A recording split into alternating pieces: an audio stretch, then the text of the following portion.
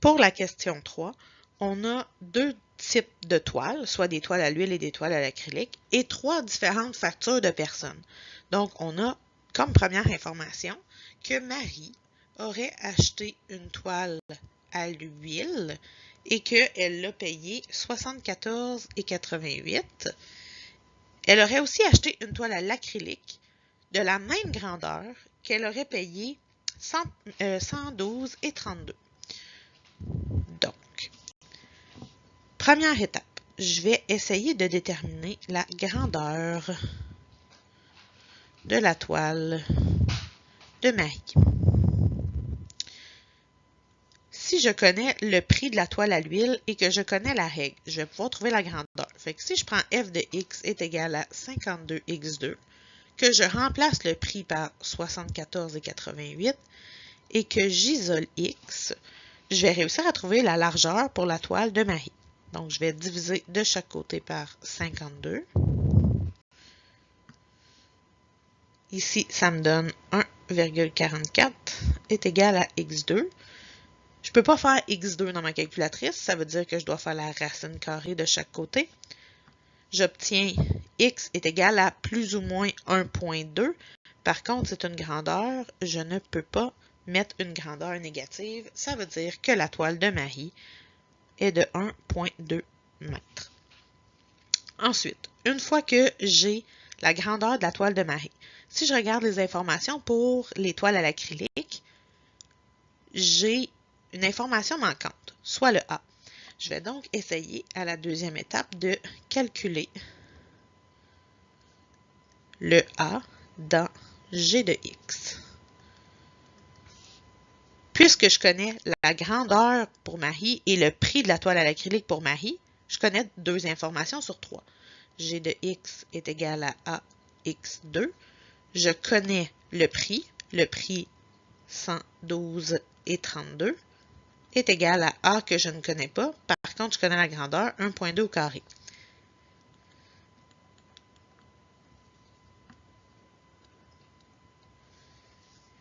Ici, mon 1,2 au carré, je ne vais pas faire la racine carrée.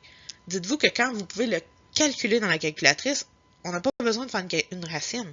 J'obtiens 1,2 au carré. Ça me donne 1,44. Ensuite, je divise de chaque côté par 1,44. J'obtiens que 78 est égal à A. Ce qui veut dire que la règle ici, G de X, c'est 78x au carré. Pour la troisième étape,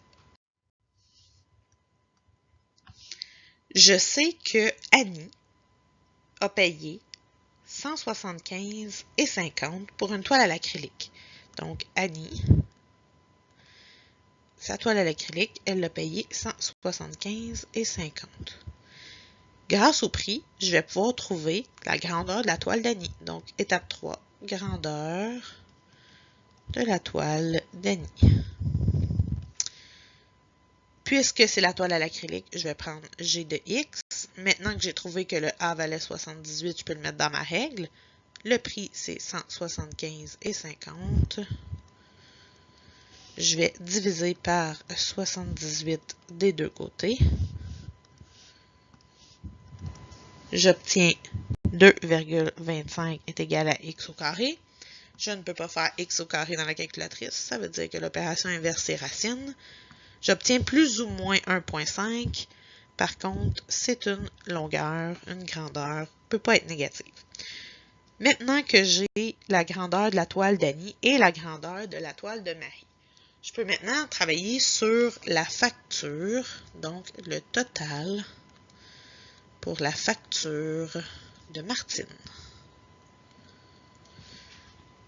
Ce qu'on sait pour Martine, c'est qu'elle a acheté une toile à l'huile de la même taille qu'Annie.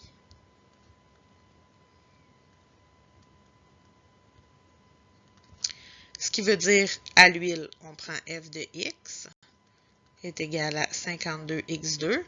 On a dit qu'Annie, c'était 1,5, donc on va remplacer x par 1,5. f de 1.5 est égal à 52 1.5 au carré, ce qui me donne 117 $. Ça, c'est pour sa première toile. Sa deuxième toile, c'est une toile à l'acrylique. Et on me dit que la grandeur de la toile à l'acrylique, c'est la grandeur de Marie plus 0.4, ce qui me donne 1.6. Puisqu'on parle d'une toile à l'acrylique, on va prendre G de X, 78x2, et on va calculer pour une toile de 1.6, ce qui veut dire 78 fois 1.6 au carré. Ça me donne 199 et 68. Le total, 117 plus 199 et 68, ça me donne 316 et 68. Donc, le prix pour la toile, la facture totale de Martine est de, on n'oublie pas les unités, 316 et 68 $.